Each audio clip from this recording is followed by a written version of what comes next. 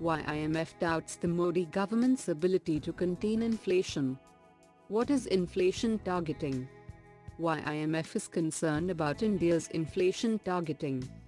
What are the measures suggested by IMF to contain inflation? How India can achieve balance between price stabilization and economic growth. GS Paper 3, Indian Economy.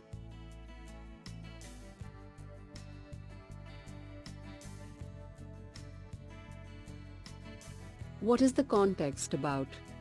The International Monetary Fund's (IMF) latest economic outlook database shows India's inflation above 5% till the end of 2019-20 and 4.9% by the end of 2021-22. IMF is skeptical about the extent to which the Narendra Modi government will be able to succeed in implementing the inflation target it has set for the Reserve Bank of India (RBI). However, the IMF believes India will be able to achieve a growth rate of 8% plus by 2021-22. Growth is achievable going by the rising trend of investments and savings. It also believes that volume of both exports and imports is likely to pick up this year and show good momentum thereafter. What is inflation targeting? Inflation targeting is a monetary policy in which a central bank has an explicit target inflation rate for the medium term and announces this inflation target to the public. The assumption is that the best that monetary policy can do to support long-term growth of the economy is to maintain price stability. The objective of inflation targeting is primarily to maintain price stability while keeping in mind the objective of growth. Why is it in news recently? The first meeting of the Monetary Policy Committee (MPC) was constituted under the Inflation Targeting Framework Agreement between the government and the Reserve Bank of India (RBI). Why IMF is concerned about India's inflation targeting. The IMF's main concern about India is the war on food inflation. It is felt that sustainability of the inflation target of 4% under recently adopted flexible inflation targeting will depend on enhancing food supply, agricultural market-based pricing and reducing pricing distortions. Fixing supply issues to control price gains must be the major task of the Modi government.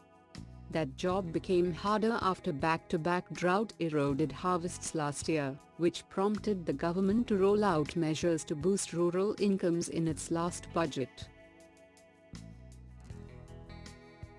What are the measures suggested by IMF to contain inflation?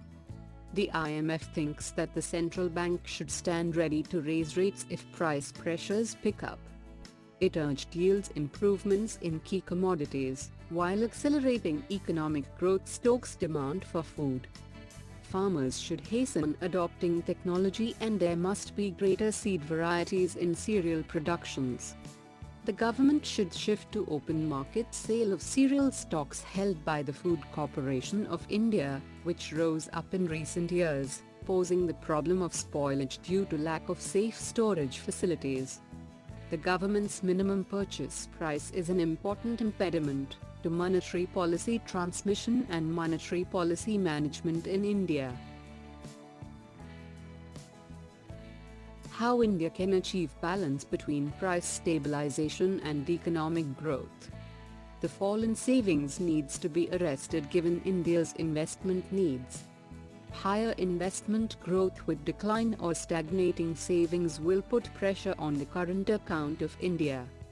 We cannot rely too much on foreign investments to offset this, hence the push should be from inside. With this in mind, RBI should not further cut the interest rates, as it would lead to more fall in savings. Overall push to steer household savings away from physical assets into financial avenues should continue. This is important not only to meet investment spending needs, but also to ensure efficient savings for growth and limit external imbalances. On policy, further significant rate cuts are unlikely in the interest of maintaining positive real and nominal deposit rates. How costly is the deliberate disinflation in India?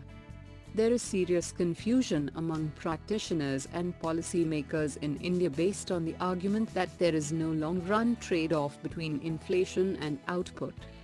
Countries that have followed counter-cyclical expansionary policies have not only achieved a reduction in unemployment levels, but have also been able to rein in inflation in levels similar to countries that have continued the tight policies even in the face of recession. Perceived gains of low inflation in terms of higher economic growth and distribution often outweigh the real costs of output loss and increased unemployment incurred to lower the inflation rate.